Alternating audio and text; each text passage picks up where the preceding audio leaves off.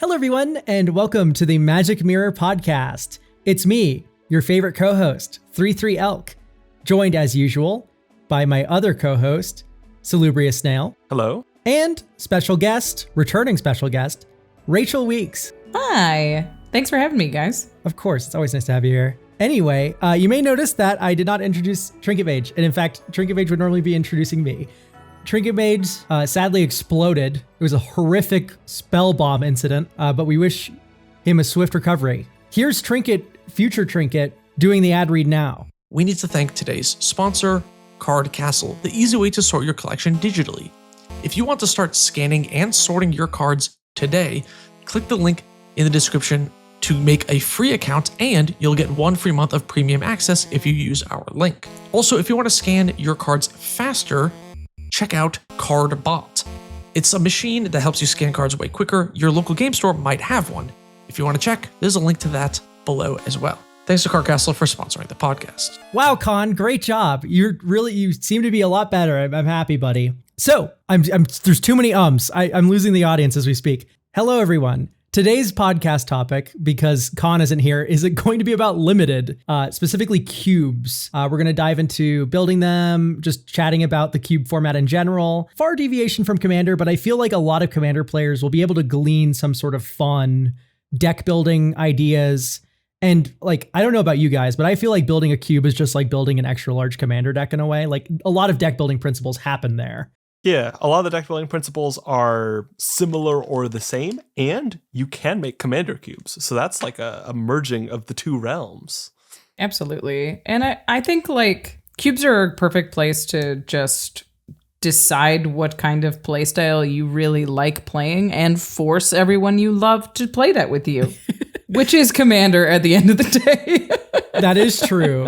It's a really good way, though, to build in a rule zero because everyone's playing at the same power level. So there's not really a need for a rule zero discussion, right? It's just like, oh, these are the cards that are in the cube. Does that sound fun? And then once everyone says yes, I mean, you're all in the same boat drafting the same cards. You know, everyone's kind of the playing field's very level once everyone knows what they're getting into. Absolutely. I mean, there's obviously skill and knowledge of the cube in terms of drafting. But everybody sees roughly the same cards and gets to live in roughly the same place. I also think it's a really good way to meet people in your playgroup on a one-on-one scenario. I think in Commander we talk a lot as a group, but getting to spend a little bit of time with just one other opponent is really nice.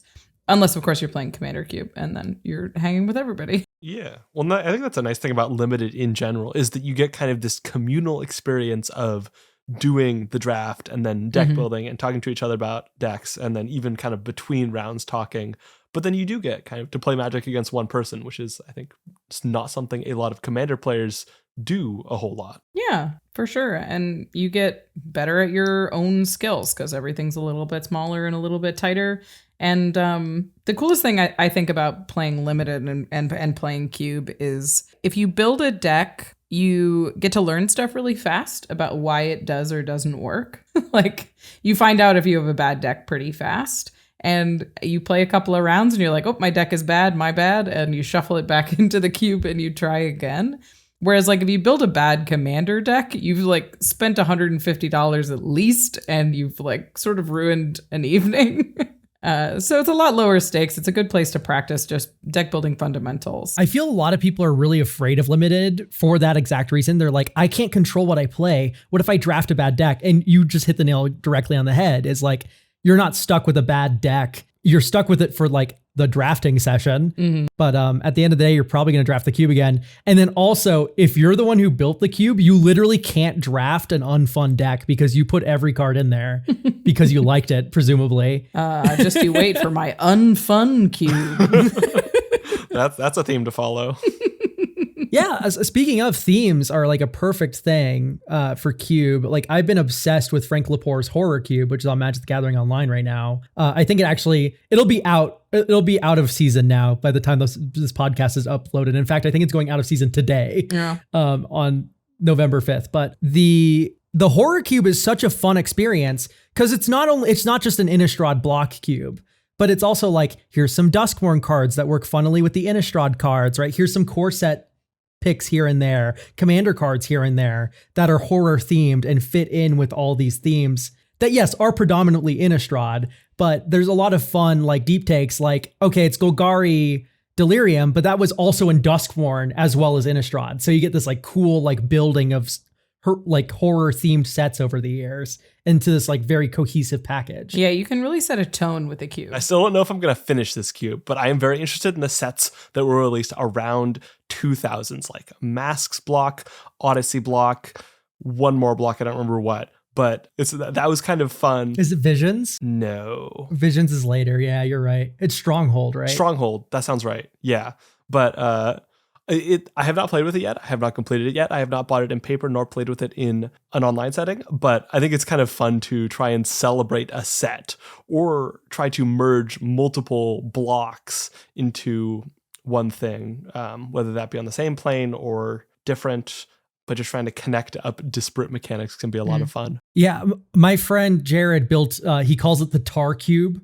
It's entirely Khans of Tarkir mostly. And this will also segue us greatly into our next point, by the way. But he built the Tar Cube, which is mostly Khans of Tarkir, but it has some selection of cards from Tarkir Dragonstorm that he feels wouldn't overpower the Khans gameplay that he likes so much, but props it up and enhances it with cards that are still on theme for Tarkir. So you're not going to find any of the mythic dragons from the new cycle. Hell, you're not even going to see Shock Brigade, right? Shock Brigade is too strong of a common, the warrior mechanic one. Mm-hmm. That was too strong for the Tar Cube. It overpowered every other Khans of Tarkir common he wanted to shine. But where this segues us into the next topic is you can have like some pretty interesting rules built into Cube that you just don't see in any other format. Most cubes are Singleton. The Tar Cube is not. Jared wanted it to feel like a drafting experience in Tarkir Khans. So there's 3 of each common, 2 of each uncommon, right? 1 of each rare. So you're going to get multiples of commons and stuff, which feels like a limited deck. Cool. So this kind of pivots us into like, you know, most normal cubes, normal in air quotes, are Singleton. But there are rules that you can put it on your cube, like there's multiple commons of the same name or multiple cards that care about each other. Like your cube can have 5 Squadron Hawks in it if you really like Squadron Hawk and want it to work, right? Yeah, I mean, one of the most famous cubes of all time is the 100 Ornithopters cube. Yeah. For the uninitiated, who let's face it, most people are initiated because they watch Ristic studies, but 100 Ornithopters cube is a cube with 100 Ornithopters in it that you can draft. And then it's full of cards like Nettle Cyst, which pumps a creature for each artifact you control, right? So it's a bunch of Ornithopters and then cards that synergize with Ornithopter. So Ornithopter kind of becomes a 6th basic land type that you need to be drafting to make your deck work, which is hilarious. Yeah, it's also this really funny draft environment where you know everybody has like at least 6 or 7 of the same thing, but it's you're fighting on slightly different axes. Like there's Voltron Ornithopter decks where you put a ton of equipment on your Ornithopters, and then there's like go wide Ornithopter decks that are more pingy. So there's a ton of different directions you can go when you're building that are all built around, you know, one little card, which is really cool. I think it's also really fun to see in the drafting experience how having multiple of the same card turns it into almost a sort of currency, like a card that you could expect to be picked roughly in a certain range of picks, like maybe pick 4 through pick 8 or something like that. I think we see that normally with dual lands. Typically you'll have dual lands getting picked some number of picks, depending on how good they are, depending on how available fixing is in a given set. But it's also really interesting to kind of have to determine the value of a card where there's, 20 or 40 or 100 in a cube. Try and figure out what is the value of this card compared to these other cards. Because in theory, there's a lot of them, but there has to be some value. It's not going to get last picked if it's something that the cube is clearly built around, right?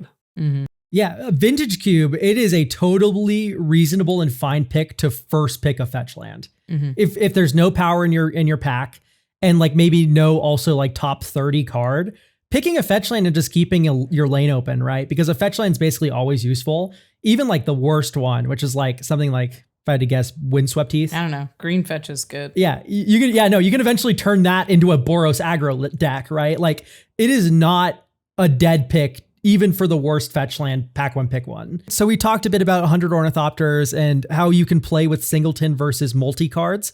There is another angle to this as well that I've seen, which is like if there's one Squadron Hawk in the cube, but if you draft it, you get 4 during deck building. Oh, that's cool. Yeah. Or like Arachnus Spinner. That is the 6 mana 5/7 reach spider that says tap an untapped spider you control : search your library and or graveyard for a card named Arachnus Web and put on the battlefield attached to target creature. Arachnus Web would not be in the cube. Arachnus Web, by the way, is just like an arrest. Arachnus Web wouldn't be in the cube, but if you drafted the spider, one of the rules of the cube is you get 3 Arachnus Web to put in your deck. Yeah, I mean, that's kind of the cool thing about Cube is it looks at Magic cards as like playing cards, sort of, because you get to just sort of do whatever you want with them. You can change the fundamental rules of Magic. The Sharpie Cube. The Sharpie Cube, absolutely. The one I was thinking of is the Omniscience Cube that's really popular on Arena. You get Wooburg, mana, and all of your spells are free. But you can only have 3 cards. You only have 3 cards in your hand, on your opening hand, I think is the rule.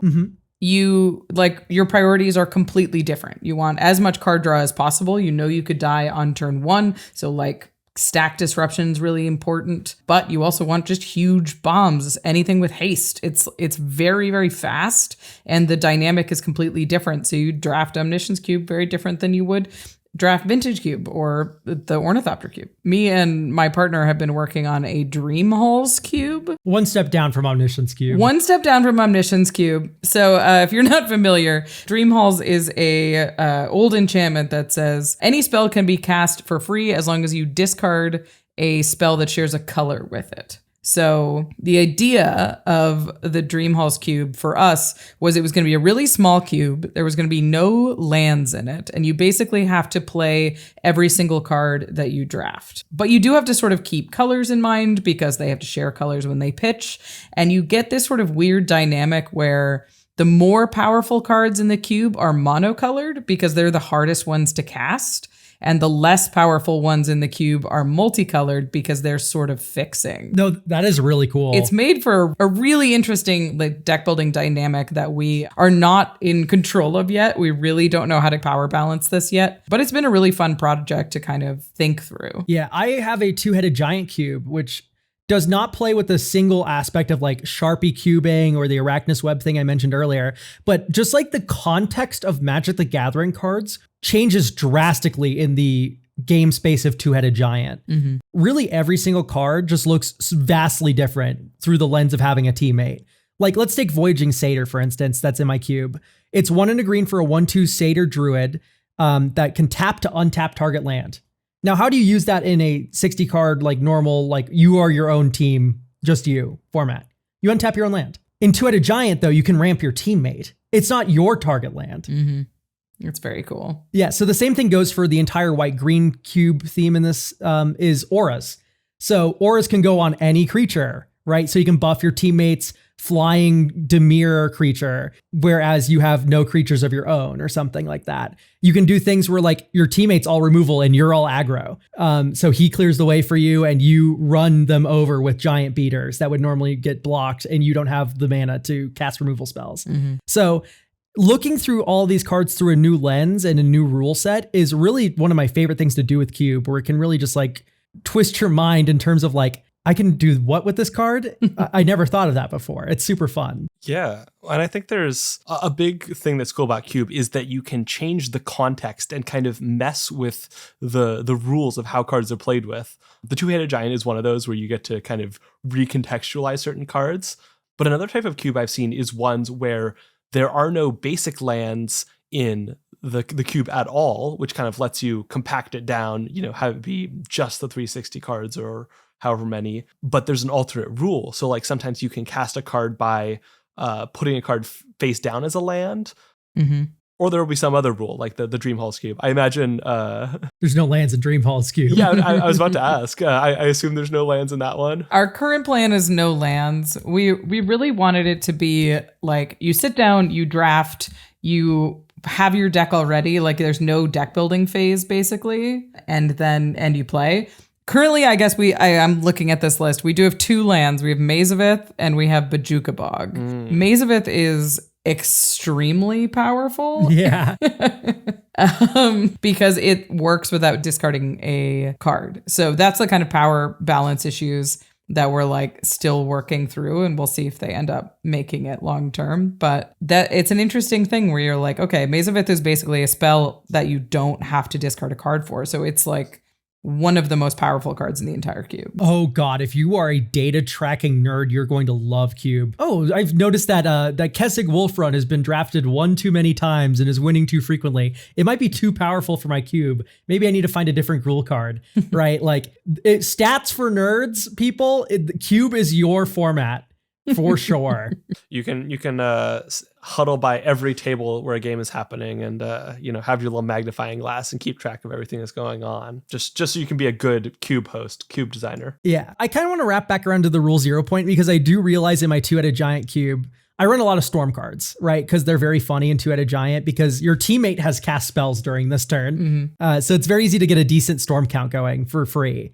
And one of the cards I run in the cube is a sorcery called Crow Storm, which is a silver bordered card that creates a storm crow, and then it just says storm on it. So you can get extremely silly in cube. In fact, more silly than any other format, I would wager. Yeah. I'm currently, our main cube, the cube that I play the most, is a vintage cube that we've been slowly adjusting, and we've made some very silly choices for vintage cube that like we made because we know it fits our play group and it fits the kind of people that we play vintage cube with. It may be like a frustrating choice for a more seasoned vintage cube group, but we know that most of the people that we're playing with are just kind of there to mess around. So like we put in Oracle of the Alpha and we just play it in paper. And it's a bit of a headache, totally is, but it's really fun. And most of the people that we play with are along for the ride and interested in seeing it go. For those who haven't had the pleasure, it shuffles a set of the Power 9 into your deck.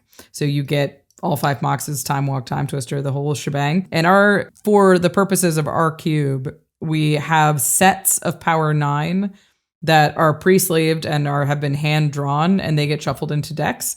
And if we run out of the sets of Power 9 somehow, you get the pleasure of drawing the next one. So we're not letting tokens. People as tokens. Yeah. So you get to add to the cube, and we're not letting people draw like infinite. If they make infinite token copies, that's boring. But like you get to draw one, you get to contribute to the cube. You can use Displacer Kitten to have an infinite drawing combo. Oh, it's absolutely so possible. But yeah, so we've got like drawings of the Power 9 from a bunch of our friends that have had weird, ambitious decks. In the last cube night, somebody cloned their opponent's Oracle of the Alpha, so we ran out of sets even faster, and so 2 people got to draw sets this time. So it's really fun, like sort of addition to a vintage cube that, it isn't necessarily a great like mechanical choice. It's not simple, but it is really fun and whimsical for our group. Yeah, I've recently started working on a more silly cube as well, and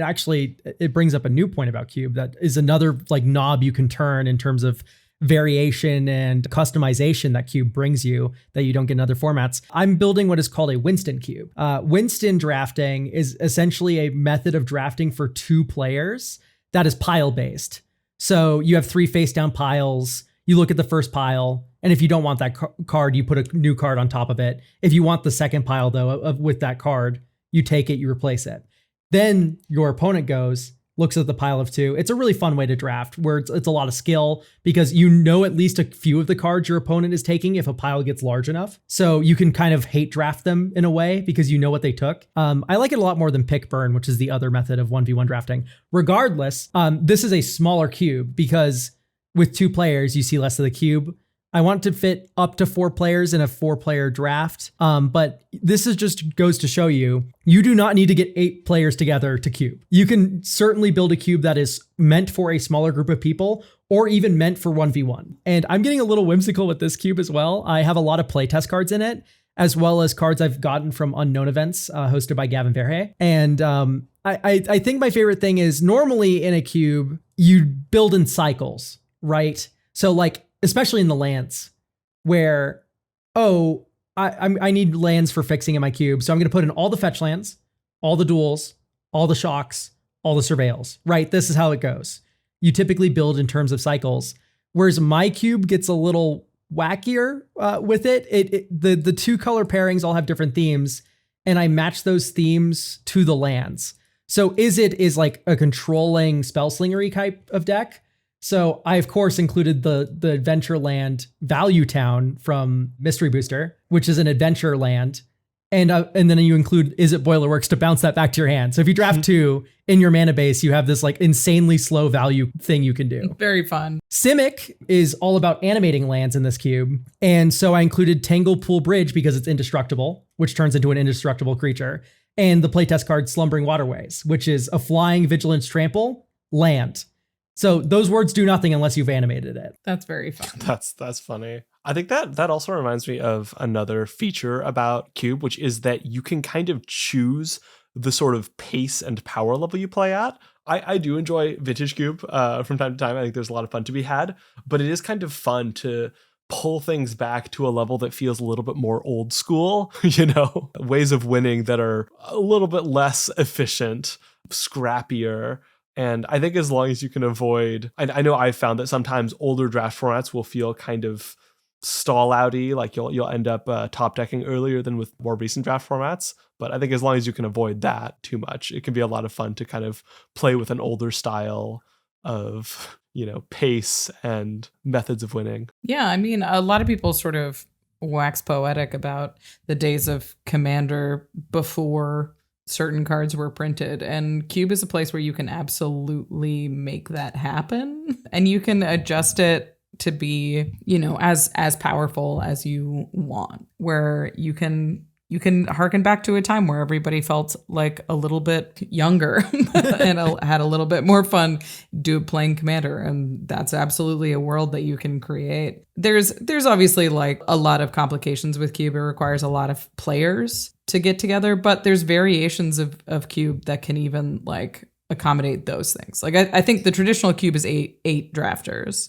but like you said, there's 2 birds that are 2 players, 4 players. So you can really build around whatever magic situation you're in. I also think they're like a nice break from like if you're in a commander group that sometimes gets like social tension, having something where you're like, okay, we're going to put all of our decks away and you're frustrated playing against my whatever deck.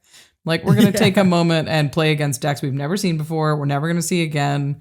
And it's just a skill thing. It's just today. It's something different. Yeah, I do like the flexibility in play that Cube brings you. It's only really rivaled by Pauper, honestly, because once you have the Cube together, you can kind of just like make infinite fun out of it. Mm-hmm. And it's really cheap to upgrade, especially if you're on a budget or like, the power level's pretty low because no one wants those cards anyway that go into budget cubes. So I feel like, it gives you so much control in a way that's like just unrecreatable in other formats. Mm-hmm. I think that control is also helpful in the context of if you are worried about, decisions being made at Wizards of the Coast, the way the game is going. If you have kind of feelings about how that's going, it's nice to be able to kind of step into this world where you have the control over what this is. And I think it's nice to remember that, we don't need to, we can make our own fun. We can make our own versions of the game. And we can kind of play our own styles of play if, something else isn't working out, or if we need a break from, the more conventional Commander experience. I think it's good to have that. And I think it lowers the stakes a little on kind of the direction of the game to know that it doesn't all come down to what is being printed and what is kind of the more official channels of Magic the Gathering putting out. Mm-hmm. Yeah, I mean, Lucky Paper Radio, which is a big Cube podcast, put out a playmat that says Cube will outlive Magic. Yes, I was about to mention that. It's like a bunch of skeletons dancing in a circle. And it's this hopeful thing that's like, yeah, maybe something happens and Magic goes away. Maybe like UB is all Magic ever is in the future. Who knows? But if Magic is becoming something that you don't want it to be, you can create a world where it's the Magic that you like. And that's what makes it such a good game. is that like they can be playing cards. They can be just a deck of cards that you can do whatever you want with. The most complicated playing cards you've ever seen. But at the end of the day, you can design a game around what the systems that Magic has given you. And that's what Cube is. Yeah, I just love this format so much. It's really interesting because we just did an episode that was about how like what Commander players could learn from 1v1 play, and we talked to a whole bunch of 1v1 pros to give advice on like, hey, if you played 1v1, what would you learn and how could it like benefit your Commander play? And I think there's this sort of stigma among Commander players, especially players like me who started in Commander and didn't start in any other format, that limited or 1v1 is this sort of competitive place that is exclusive, and you have to be of a certain skill level and you have to be all of these things to get to participate in. And it feels like that wall is really high when it's really not. I think the stakes with limited are actually a lot lower than in Commander because like you never buy. If you mess up, yeah, who cares? Yeah. Leave the deck on the You're table, not walk stuck with away. yeah. O2 drop, baby. Get out of there. Exactly. I feel like too, there's a lot of people who are like, I don't like limited. And I feel like that's coming from a place of I've played sets before, and you know, it's come with the mirror matches that come with sets, and it's come with, you know, maybe the lower power level that a set draft would give you. Sealed, for instance, as well as one of these things. And Cube is able to be such a higher power level. There's so many different things you can change. And even if you hate drafting, there's so many different ways you can go about doing it beyond passing packs between people that like you can even do a battle box if you want to eliminate draft entirely. Like those exist where you like share a deck and everyone draws from the same deck and can play cards face down as lands, and you know, you can eliminate draft from a Cube environment. I mean, to be fair, I love draft. Draft's but, my favorite part. Let's it's skip my the favorite play. part too. Yeah, exactly. No, let's draft decks, show each other, say who wins, and then we can draft again.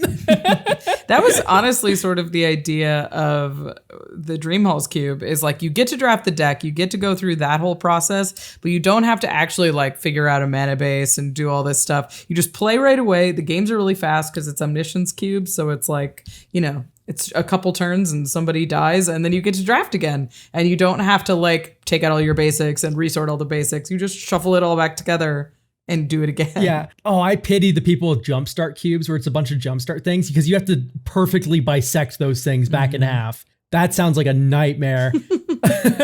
Having a cube is a lot of upkeep. I don't want to undersell that. If you like make a cube, it's a lot. Oh, but it's such a passion project. Oh, you know? yeah. It's so much fun. But it's My like, friend John, every time I open up Cube Cobra, there's like a new blog post update that has like paragraphs of swaps. And I'm like, John, like low key, I know this is for you, but it's hilarious to think about like you're posting this for the like 2 followers of your cube. People need to know. Come on. the people need to know. What will they do if they fall behind? He explained it to me in great detail. He's like, I like to catalog when I add or cut cards to a cube so I remember and look back and reevaluate it really easily, which is really cool. Yeah. By the way, there's definitely people listening to this podcast that are just like, y'all are crazy. What do you mean you only like to draft your decks? And it's like, no, that is the most fun part. When you hit a wheel, it's so good. Like when you perfectly called shot a wheel is when a card, by the way, goes back all the way around a table and comes back to you because you pick 2 cards out of the same pack in a normal draft. Frank Lepore's Horror Cube. I've played it 5 times this year, and Ishkanah is a broken card. Oh yeah. It's stupid. It's incredibly broken. I have opened an Ishkanah so many times. The first time it wheeled.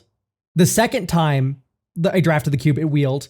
The third time I opened Ishkanah, I was like, chat, I'm not going to pick it. It's perfect for my Delirium deck. I'm not going to pick it. I started a channel prediction of if it would wheel or not, and it wheeled again. And it was just so funny. Well, sometimes you just know a cube really well. Dude, Frank Lepore's Horror Cube, green, white, and red are always so open because everyone forces black.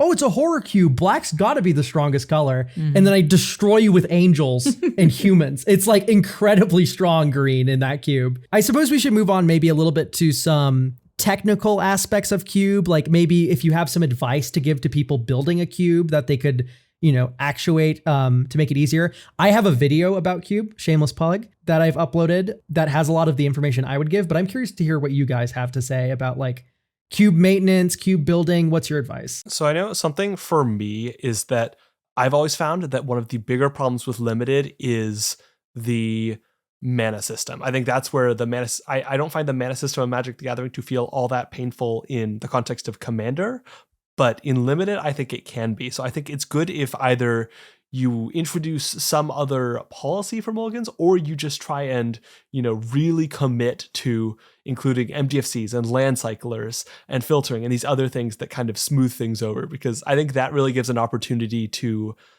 be a value added product over like a normal draft format or, any sort of normal limited environment. Yeah. I think my biggest advice is to really know your audience. If you're going to make a cube, know who's going to play it with you, know what their level is with cube and Magic, and what kind of thing they would also be excited to play. Because when cube is a communal experience, and even though you want to build like the perfect cube for you, it can be frustrating when you spend all this time and money on a cube and you can't get the amount of players that you need to actually play it. If you don't think you can regularly get 8 people together, then like try a pick 2 cube, or try one of the other 4-player formats that Cube has come up with, because that's how you like actually get success out of a cube and make sure that you get to play it a lot. Yeah, invite collaboration too. Yeah, we ask the people that we play with all the time, like, hey, are we interested in powering this up to be like a Time Vault power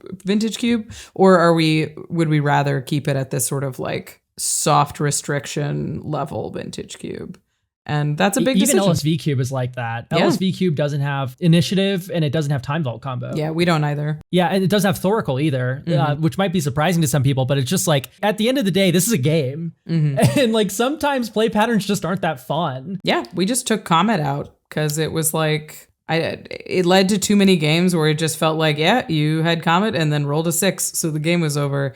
And you don't really feel good winning that way, and you don't really feel good losing that way. So yeah, it's a powerful card, but we took it out. Last time I played my cube, my 1v1 Winston cube, I had Comet and I rolled 6 3 times in a single turn, and it felt pretty good. It is a beating if you're on the other side of that. It's crazy. Viewers at home, just look up Comet Stellar Pup to see what we're talking about. It's a gnarly card. I want to be known that at first I heard we removed combat, and I was trying to imagine what that would look like. We just removed combat. What even is that? It looks like the Dreams Hall cube, low key. First it sounds main, like it anyway. Second main, pass. Not even down to 1 main phase. Just got rid of combat. Well, you still need the second main phase. There are cards that reference. No. I guess they usually reference a post-combat main phase. Shadow of the Second Sun wouldn't work without the second main phase starting, so you have to have it there. Yeah. It's important. We're not trying to break Neheb the game Eternal, here. you go like burn spell, and then go to second main, and then you get all the mana from Neheb. There you go. You need that. See, this is That's a cube important. idea. Viewers. It totally is. You can make the no combat cube. There's creatureless cubes. There's mono red cubes. There's certain set cubes. There's like everything's a 2/2 cubes. Like there's Everything's a 2/2 cube is hilarious. it's hate bear cube or just bear cube. Oh man, just like every card's a 2 mana 2/2. Okay, so I want to kind of wrap around to my advice. I didn't actually get to this in my video. I probably should have. But it hinges a little bit on what Snail said. Structurally, this is something I wish I knew as a novice cube builder that I want to kind of beam into the audience's head here. You really need to curate your cube, not only on power level, but also based on how it's going to be drafted. So in the Winston cube, for instance, the red-black theme is treasure. It's Rakdos treasure. And that's a little bit of an overplayed theme. I agree, but here's the thing. Treasure in limited is actually a very valuable tool for fixing. So in Winston, you're typically on 3, maybe 4 colors. And if you're not on green, you are just screwed when it comes to fixing if you do not have an expensive land space, like my cube doesn't have the fetches and stuff. So when you don't have fetches and the highest premium fixing, what ends up happening is red, black, blue, all the non-green colors end up getting a little screwed if they don't have some sort of land cycling thing going on. So Rakdos Treasures in a Winston cube where you're guaranteed to be 3 colors, you're at least going to be black, red, or green. That's just like how a 3-color cube works. So no matter what, you're getting some treasure infused into your mana base a little bit to help with fixing. Simultaneously, my 2-headed giant cube, you cannot play that best of 3 unless everyone has 8 hours. Best of 3 2-headed giant games take so long because life totals are 30. Mm-hmm. So what ends up happening is you need to curate your removal suite to be best of 1 friendly. I don't have Disenchant in that cube. I do have Lorn of the Third Path. I do have Make Your Move, which is also creature removal, right? It can destroy a creature with power 4 or greater, or an artifact, or an enchantment. So those aren't oppressive things when you run into a Bolas' Citadel or something. Bolas' Citadel is in the cube, but that's just an example of like a powerful artifact. Anyway, long story short, you need to be designing your cube with how it's going to be interacted with in mind, not just in power level. Mm-hmm. Yeah. I mean, I think at the end of the day, it's just try it. If you're like, well, I got to get it perfect and I got to do the thing, put something together and get the cards, get the cheaper version. See if you actually play it. Cubes are expensive. There's a lot of cards. You need sleeves for like, if you do a full cube, it's like 500 sleeves and you need a place to store it and you need all the cards. It can get really expensive. So just get started, build something and see how it works for you. And then you can make changes and start making more investments. Definitely good to get a 100%, starting yeah. point. Yeah. Yeah, the number of times I've started a cube on Cube Cobra and then the urge hits you, the urge to delete it. You're like maybe 10, 20% of the way through and you're like, ooh, I don't know. I think it's time to delete this cube. Power through it, get to that state of it being done, and then it literally goes away instantaneously. Like, oh, okay, I'm ready to draft this now. But there's that like from anywhere between card 100 to 360, you're like, I need to delete this thing now. I've created a horrific abomination. See, I feel like I usually get to 200 cards before the horrific abomination feelings start creeping in. Oh yeah, just dump and you're like, oh, I have 75 red cards. Perfect. Yep, exactly. The saying is make it good, make it exist first, make it good later. Absolutely. And it really applies to Cube as well. Great. Now that we've wrapped up the Cube conversation, we're going to move into Beseech the Mirror. We're going to do a couple questions about Cube that were submitted on my channel previously that I didn't get to answer in my videos. And then we'll give you Commander players a little treat, of course, at the end. This is a Commander podcast at the end of the day that I've hijacked. So we will do a couple Commander questions as well from previous podcast episodes. So the first question comes from Brian Kopkin, bunch of numbers. I'd love to know how to tune a cube. Like, how do you know which cards are working and which aren't for the archetypes you've created? I think a big one is just seeing what wheels. It's just playing it and seeing what cards you're seeing over and over again and being like, well, nobody's trying this, so they're either not interested in it or it isn't like powerful enough. Yeah, I think similarly, like a lot of times in like a not very tuned cube, you'll start to see some things cropping up to the surface as the desirable things. Mm-hmm. And I think once that kind of slows down a bit, once things are kind of more evenly picked, typically, it doesn't have to be perfect, but typically more evenly picked, I think that's generally a sign that you're getting to a closer place. If you're having a tough time seeing that, like if you're like, well, I can't even tell if it's imbalanced, at the end of the cube, have people send you a picture of their deck. I think that's really helpful to be like, what are people main decking? What are they excited about? And you get to sort of track your cube nights and get yourself a little bit more data. Yeah, data is definitely the backbone of this. I do want to say that a high inclusion rate can just be as bad as a low inclusion rate if you're not like building a power cube, for instance. Like, yes, everyone's going to run the Moxen if they draft them every single time. And that's not a bug, that's a feature. However, if you're building a more where everything is balanced cube, that could be a red flag for a card. Like I used the Kessig Wolfrun example earlier. Everyone was running Kessig Wolfrun in my 2-headed giant cube. It was just that strong for the ramp deck. It was incredibly broken. So I cut it. But also a low inclusion rate doesn't have to be a bad thing. In Vintage Cube, Doomsday is an incredibly low main board card. But when it works, oh my God, when it works, you know? and you have a nasty Doomsday pile with Gush and Thassa's Oracle and 4-mana Jace, and you just like kill people with Doomsday, it's hilarious. So it's totally fine to have a couple cards that in your cube that require so much synergy that they rarely get played, and when they do, it works. So don't shy away from it entirely, but also if your entire cube's that, it can be a problem. The next question is from Green Space, a bunch of numbers. I've always heard about cubes and have always been curious about them. I've never ever known where to start in terms of making one. What are your major lines of thought when you go through determining synergies, groupings, and themes for a cube when you have decades of sets to choose from? I think it's good to start with a theme or a kind of plane or just some sort of baseline. I think Vintage Cube can be its own baseline because that also kind of restricts you to a certain power level of card.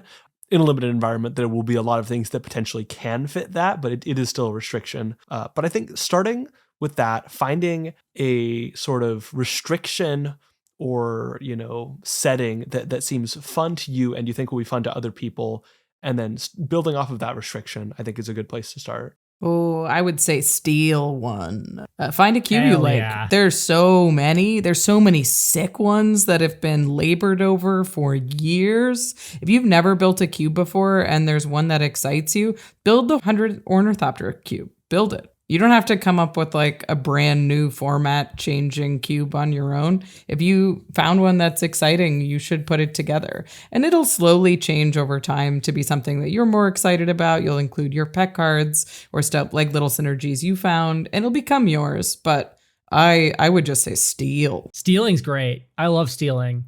My piece of advice would be to work broad strokes first and then get more narrow. And this goes for colors as well.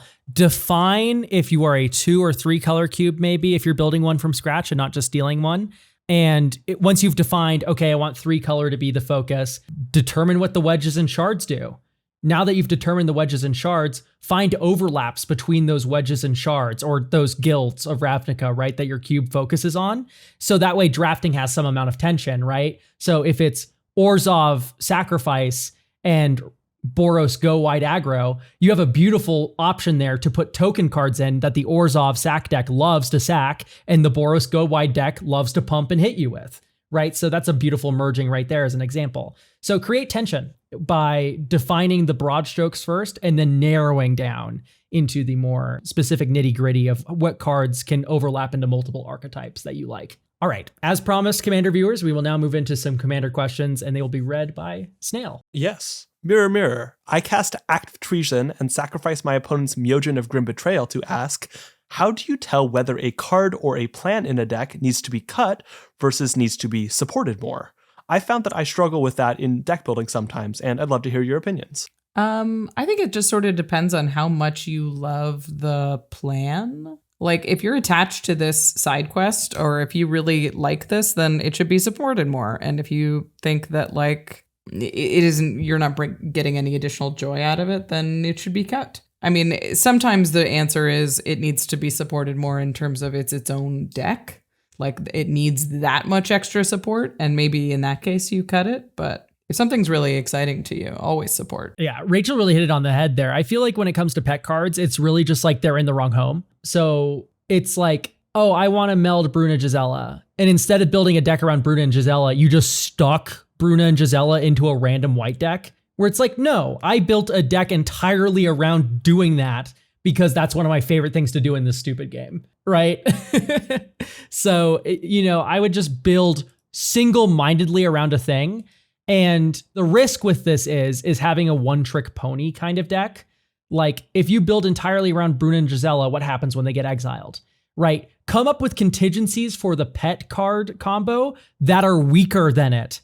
So if the first plane gets disrupted, you're still playing Magic in the corner and not just weeping. That would be my advice. Yeah, I think I would echo both of your answers. And I would also add that sometimes you really need time to figure out what exactly a deck needs or what it wants. Specifically, I found that there will be times where there's a thing that I thought I wanted to be part of my deck, but then I found something totally different about that deck that I love. And then when that first thing started underperforming, it's like, okay, that's fine. We can pivot a little bit here and then find a new home for that thing. And then, I still get to enjoy this thing I like, but maybe I found this new thing I liked in the process of trying to build around it. So I think it's definitely okay to kind of have decks very much transform a bit. It's just all about what feels right and, what you're enjoying about a deck. Mirror, mirror, I pour out a drink for people who have complained about tutors to ask, how do you feel about colors at different bracket levels? Most people agree blue is the strongest at competitive and that green is the strongest at casual, but where do white, red, and black land for you? Red, for instance, can look dramatically different at lower bracket versus a higher bracket.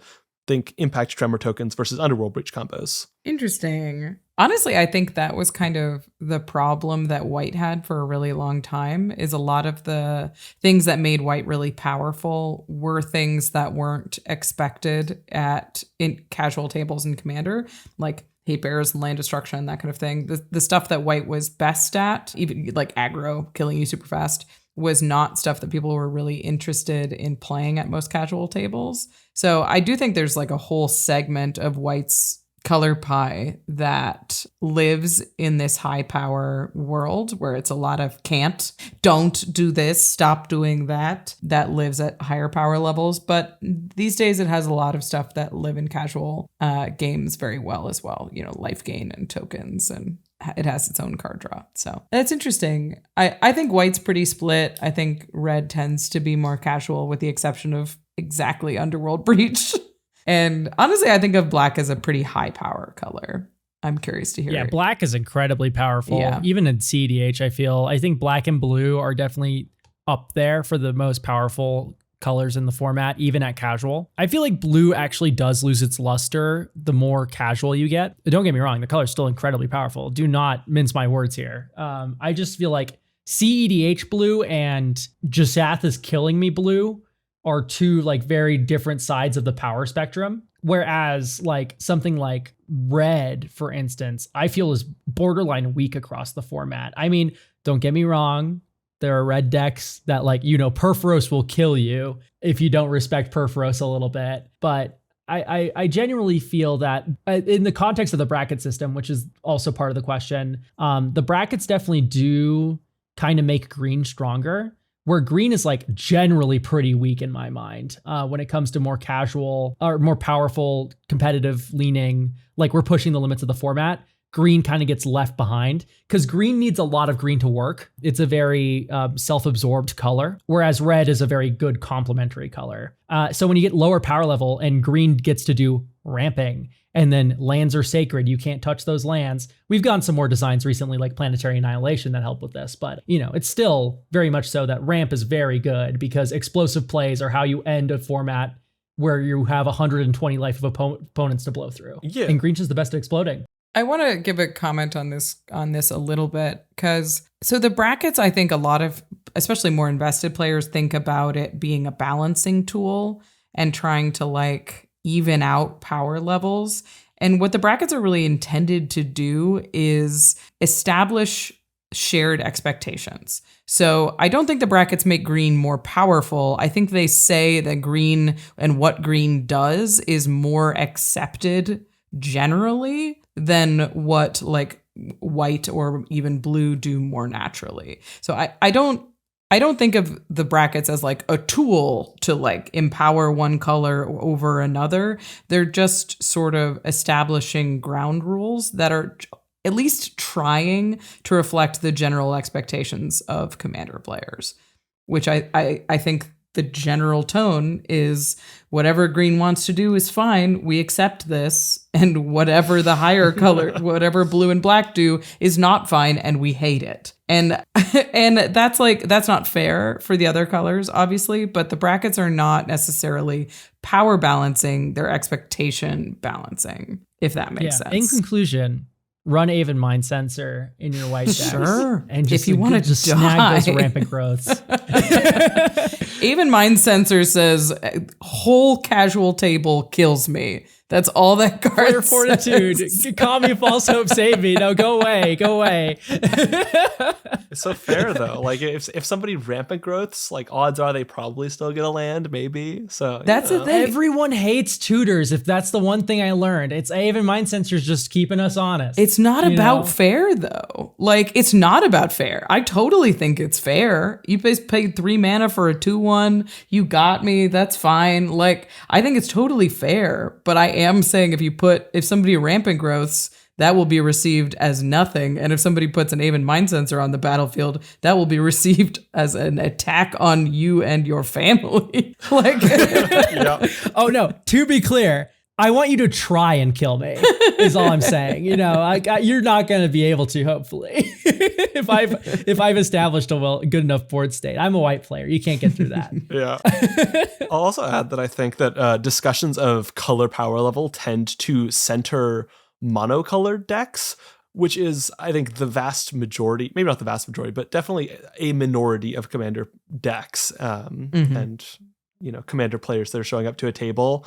I think red, probably the weakest monocolor, fantastic supporting color. I love to splash red in a deck. I love to have, my green deck with some amount of red in it, my blue deck with some amount of red in it, et cetera and such like. And I think a lot of the kind of 2 and 3 color pairs tend to feel pretty even. I don't think there's any major difference in feeling, even if we agree to this kind of discussion of power at a certain power level, power at a certain bracket. Mhm. I really do feel that at any bracket, wide swath claims are true. Like green is weak in CEDH, red is weak in CEDH.